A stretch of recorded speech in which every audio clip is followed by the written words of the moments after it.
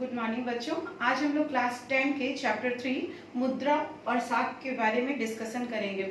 इस चैप्टर में हम देखेंगे किस तरह दैनिक आवश्यकताओं में मुद्रा हमारे उपयोग में आती है। ये आप हर रोज अपने क्रियाकलापों में देख सकते हैं कि किसी भी वस्तु या किसी की सेवा जैसे डॉक्टर, वकील आदि की सेवाओं में मुद्रा की जरूरत होती है। तो इस तरह हम देख सकते हैं मुद्रा क्या है। मुद्रा का विनिमय या सेवा खरीदने में इसका उपयोग होता है, यानी कि ये विनिमय का माध्यम है। उसके अलावा ये भुगतान लेना इसे लोग पसंद करते हैं मुद्रा के माध्यम से। अगर आप कुछ वस्तु खरीदने जा रहे हैं, आप उसे कोई और दूसरी चीज देंगे तो दुकानदार शायद मना कर दे, यानी कि वो भुगतान लेना मुद्रा के रूप में ही ये पसंद किया जाता है। क्यों? क्योंकि ये लीगल टेंडर है, यानी कि कानूनी रूप से मुद्रा क्या होती है, मान्य होती है।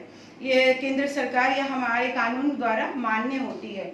उसके अलावा विनिमय प्रक्रिया में मध्यस्थ, अगर कोई हम सामान लेना चाहते हैं और दुकानदार वो सामान बेचना चाहता है, इस तरह वो विनिमय प्रक्रिया में क्या होती है, मध्यस्थ का काम करती है।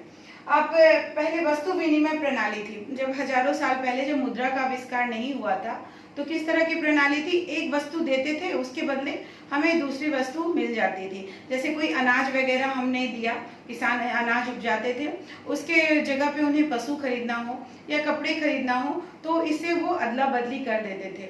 लेकिन ये जो मानक था हमेशा सही नहीं होता था। क्यों? क्योंकि हो सके अगर आपको अनाज के बदले कपड़े चाहिए, लेकिन अगर वो कपड़े वाले को अनाज के बदले जूते चाहिए, तो इस तरह का दोहरा सहयोग नहीं मिलता था।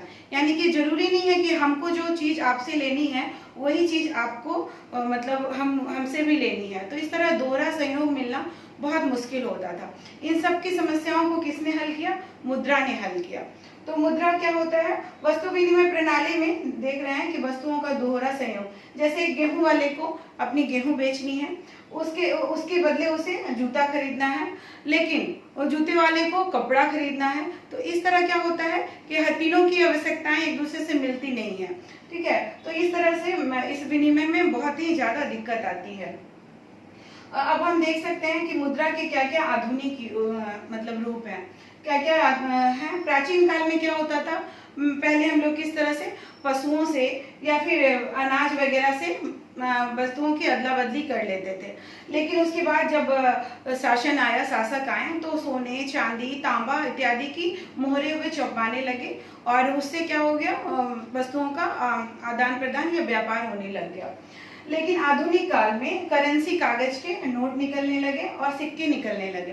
करेंसी कागज के नोट हर एक सरकार अपने केंद्रीय बैंक में वो छपवाती है और वो केंद्रीय सरकार द्वारा मान्यता प्राप्त होता है कि उसे लेने के लिए कोई भी आदमी मना नहीं कर सकता, नहीं हम ये नोट नहीं लेंगे। क्यों? ये क्योंकि लीगल टेंडर है, यानी कि सरकार द्वारा इसे कानूनी रूप से मान्यता प्राप्त है।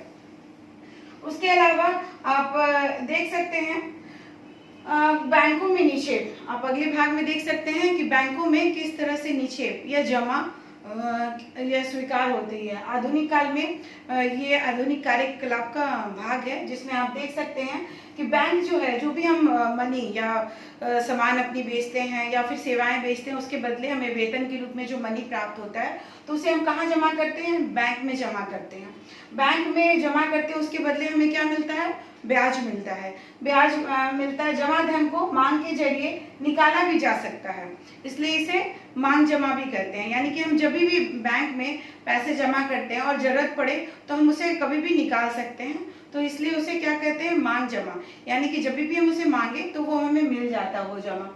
उसके अलावा एक और भाग है चेक। चेक के द्वारा भी हम बैंकों में आदान प्रदान या लेन देन कर सकते हैं। एक ये ऐसा कागज है, चेक एक कागज के फॉर्म में रहता है, जिसमें जो देने वाले व्यक्ति जिसे हम पे कर रहे हैं उसका नाम लिखा रहता है। ऐसा कागज है जो बैंक किसी व्यक्ति को के खाते से चेक पर लिखे गए व्यक्ति को भुगतान का आदेश देता है। यानी कि वो चेक पे जो भी लिखा रहेगा उस व्यक्ति को उतना अमाउंट उसे भुगतान के रूप में दिया जा सकता है। हम अपने खाते से अगर कोई चेक काट के किसी को दें तो हमारे खाते से वो पैसा उसके अकाउंट में चला जाएगा या उसे मिल जाएगा। इस तरह ये आधुनिक रूप में किस तरह से ये करेंसी नोट की तरह या फिर चेक के थ्रू ये क्या होता है, मुद्रा का आदान प्रदान होता है। उसके अलावा हम देखते हैं बैंकों की ऋण संबंधी क्या क्या गतिविधियां होती है। बैंक सिर्फ जमा नहीं करते हैं पैसे, वो ऋण भी देते हैं। जमा पैसे पे ब्याज तो देते ही हैं, लेकिन उस पे ऋण भी देते हैं। इसमें हम देख सकते हैं कि किस तरह बैंक मध्यस्थता की भूमिका निभाता है। जब एक जमाकर्ता बैंक में अपने पैसे जमा करता है तो उसके बदले उसे क्या मिलती है? ब्याज मिलती है। और वही बैंक जब कर्जदाता को ऋण देता है तो उसके बदले वो क्या करता है? बैंक को, जो कर्जदार है, उसको क्या करना पड़ता है? ब्याज देना पड़ता है। लेकिन ये दोनों ब्याज, मान लीजिए 8% के दर से जमाकर्ता को ब्याज मिल रहा है, 100 रुपए में 8 रुपए मिल रहा है, तो ये कर्जदार को 10% की दर से ये क्या करना पड़ता है? बैंक को लौटाना पड़ता है अपना ऋण। तो इस तरह ये दोनों के बीच में जो 2% का जो ये गैप है, यही बैंकों की क्या होती है? मूल आमदनी होती है। आप ये भी देख सकते हैं कि बैंक अपने जमा का छोटा हिस्सा क्या करते हैं? ये नगद के रूप में रख लेते हैं। बैंक अपनी जमा का बहुत, मान लीजिए 100 रुपया में सिर्फ 15 रुपया या 15% ये क्या करते हैं? अपने पास रख लेते हैं। बाकी जो 85% होता है उसे क्या करते हैं? ऋण के रूप में देते हैं। ये भारत में अभी फिलहाल ये है लगभग। और उसके बाद ये कर्जदार और जमाकर्ता के बीच आय का जो ये अंतर है, ये 2% का जो अंतर है, ये क्या करता है? यही बैंकों की आय का क्या होता है? मुख्य स्रोत होता है। ठीक है, इसके बाद हम लोग अगले भाग में देखेंगे।